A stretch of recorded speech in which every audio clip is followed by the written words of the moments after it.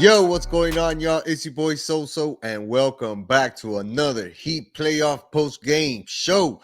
Game 6, the clincher versus the Knicks, as we get ready to head to the Eastern Conference Finals. And I got with me my brother from another mother, my dog, man. XL is in the building. What's going on, brother? What's happening? Everything good, man, on this side. Thank you for having me on board. Appreciate it, man. I mean, we do this all the time, right? Like we break down Heat games Yeah. all the time. Uh, you know, we do it through the text, or maybe I'll call you, you call me. But this one was an impressive victory, dog. Because for as long as we've been watching Heat basketball, them getting a hard fought 96-92 win against the Knicks, who were a formidable opponent to say the least, right? This game was different because it felt like an old school Heat game, right? Like the good old days, right? yeah, definitely. It had the '90s playoff Knicks Heat rivalry vibe completely, bro. Like, and you could see it, like, even when just like Randall is trying to get somebody down low, and the way he's just like, trying to get him, and it's just you see the whole vibe in people's heart, everything, man. It was a good series. Shout out to the Knicks. Hey, they did their they They did their thing. and they were on top of us for a little bit. But hey, we pulled out with the victory, and now we're heading to the Eastern Conference Finals, man.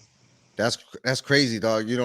3 Eastern Conference Finals in 4 years, right? This is gonna be Spoelstra's seventh Eastern Conference Final, and granted, this is a man actually that has never won a Coach of the Year award, but he just beat two coaches right now that had Coach of the Year awards. That's crazy, dog. And one of them just got fired, by the way.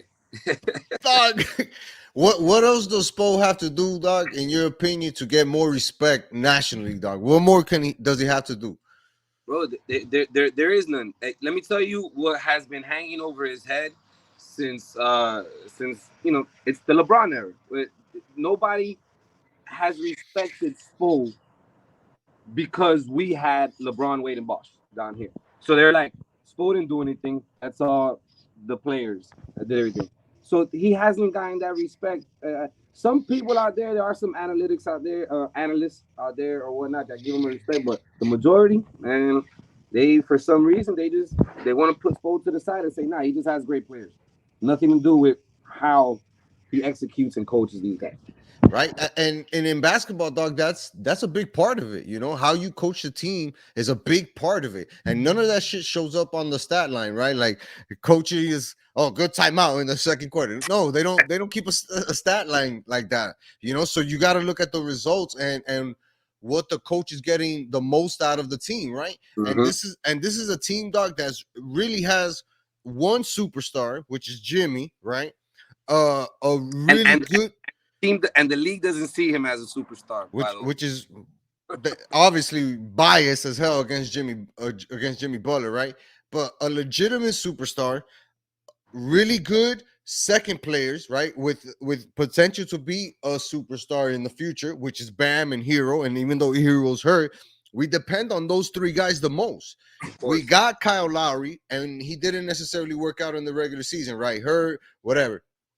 But when you see the result of the season, you're like, damn, this team underachieved because we knew we could have been a top 3, 4, 5 seed, right? Yeah. For the team to get to this point where they beat a really good Knicks team in 6 games, dog, and it should have been 5 games realistically because Jimmy missed game 2 and the Heat were in a real good chance to get that win. I don't see how the Heat won't get more respect, especially Spo. But when I want to see what I want to talk about this game in particular is Bam, dog. Like, what did you see from Bam this game that was like, yo, this is the dude that I want to see more often? This guy right here. That guy. This guy That right guy. here. Yeah. Very aggressive. I loved it. Let me see. I was looking at some of the stats here earlier. Um, he was aggressive from the jump, from the beginning. Played 39 minutes, 9 for 20, 5 for 5 from the free throw, 23 and 9. I want to say Yeah. yeah. With three Uh, offensive rebounds, dog. three offensive. Yeah, it's got 2 steals, 1 block, only 2 turnovers. So he played aggressive early in the game. They just kept. He knew he had to go to work.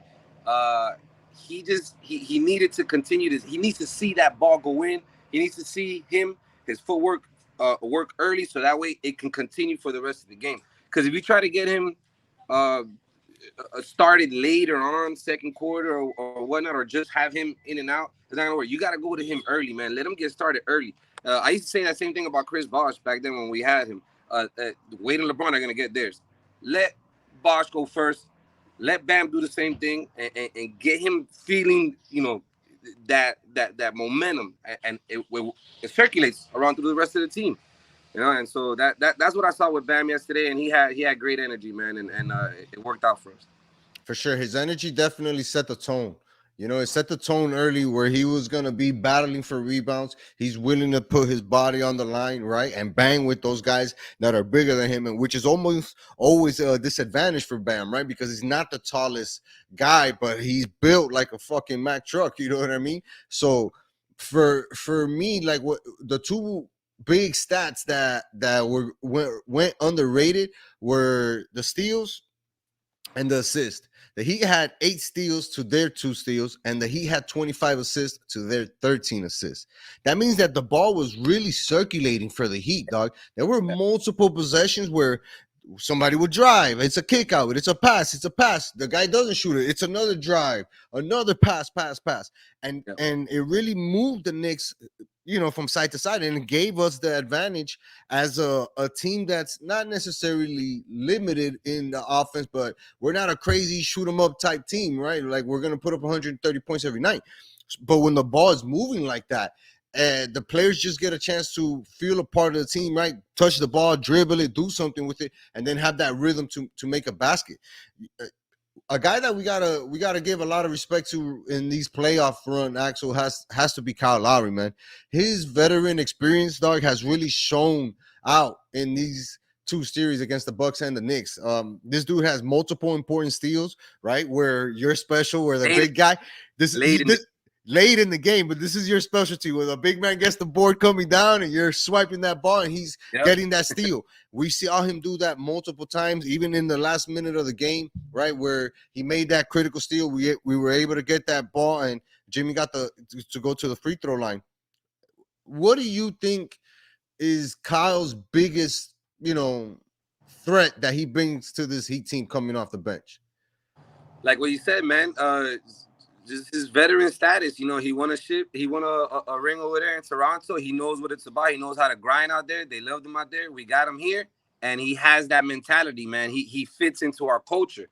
So and you see him, he's a dog. He wants that ball. He knows what plays to make. He knows how to guide his team, the rest of the team. He's a general, the floor general. Now in the season, okay, yeah, we didn't get a lot from him. He got hurt here and there, and then after the All-Star break, what I liked was what Spo, when he brought him back, he left him on the bench, said, "Hey, Gabe Vincent's hot right now."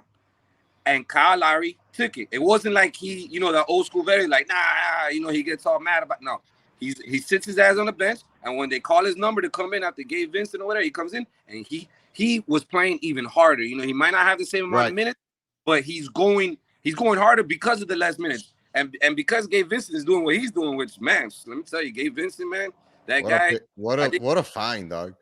So I like that Kyle Lowry.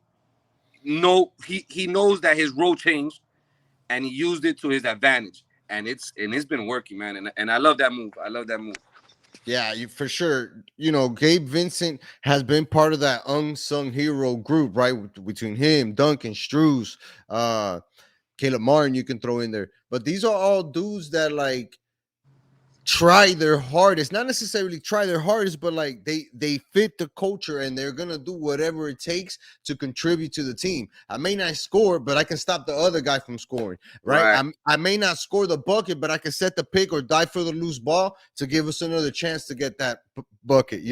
Those are things that playoff teams need, and like you said, it's part of the culture that we build here. That's why we're always a threat in the playoffs, right? Especially with a guy like Jimmy, man. We got to talk about how Jimmy is able to take on different roles. You said that like the national media doesn't necessarily recognize him as a superstar, but when you're able to do so many things well like he can, dog, I feel like that's the type of stuff you have to respect. Everybody can score the basketball. That's why they're in the NBA, right? Like they can shoot, they can do that, this rebound, defend, whatever. But it takes a special type of talent to be able to be a scorer when the team needs it, be the lockdown defender when the team needs it, be the best free throw on the shooter on the team when the team needs it, right? Like be the calming force on. Those are things that MVP do. Guys like LeBron, Steph, those are things that those type of guys provide. Bro, what else can I say about Jimmy Butler, dog? He's been such an amazing pickup for us. Yeah, definitely.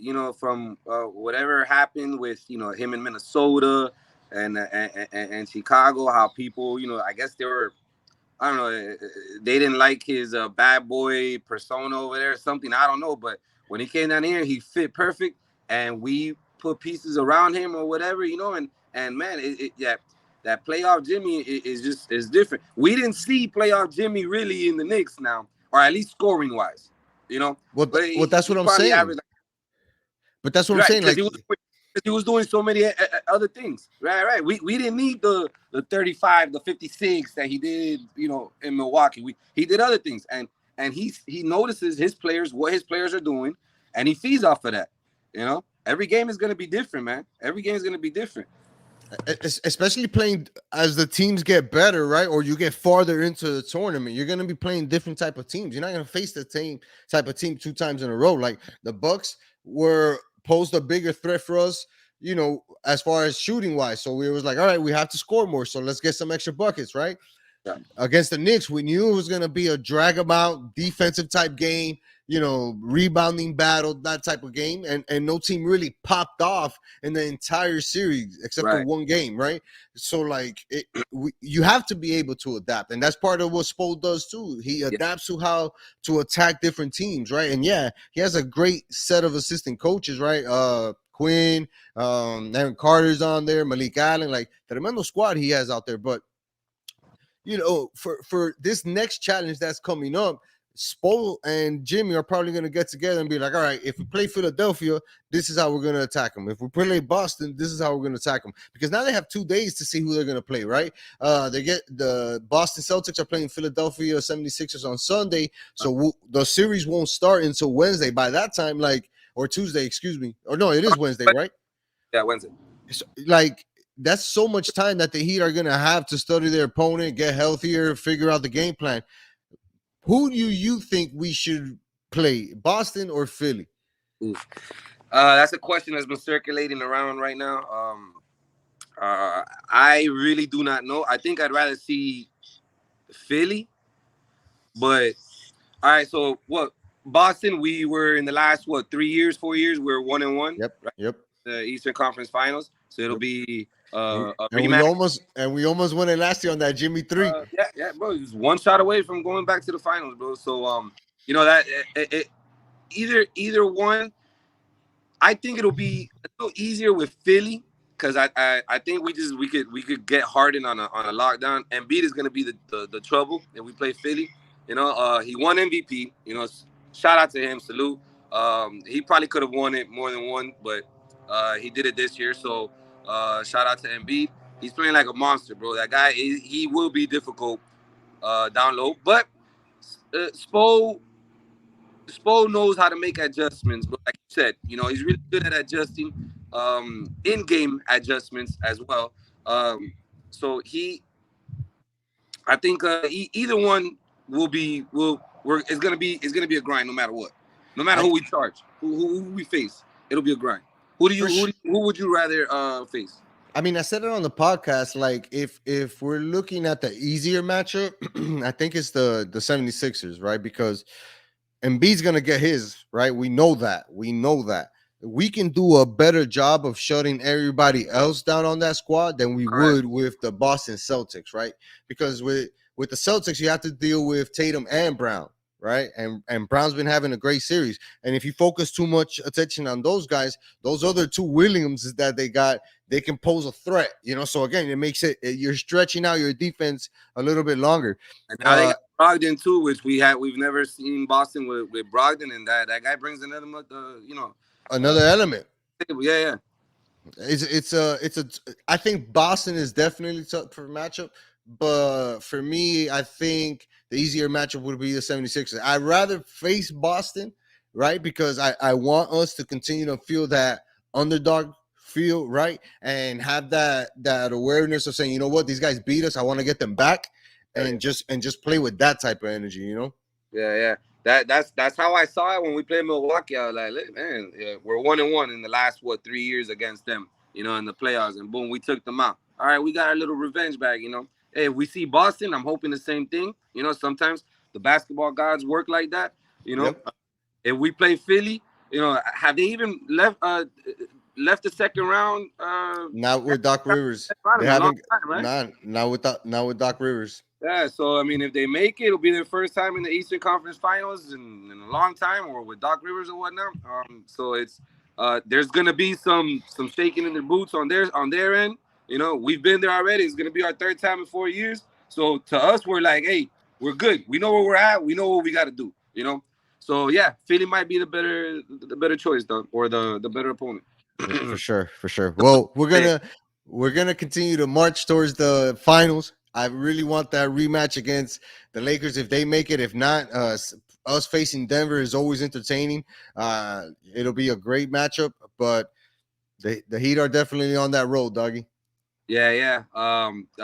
This Lakers out there, you know, we got LeBron still doing LeBron stuff, man.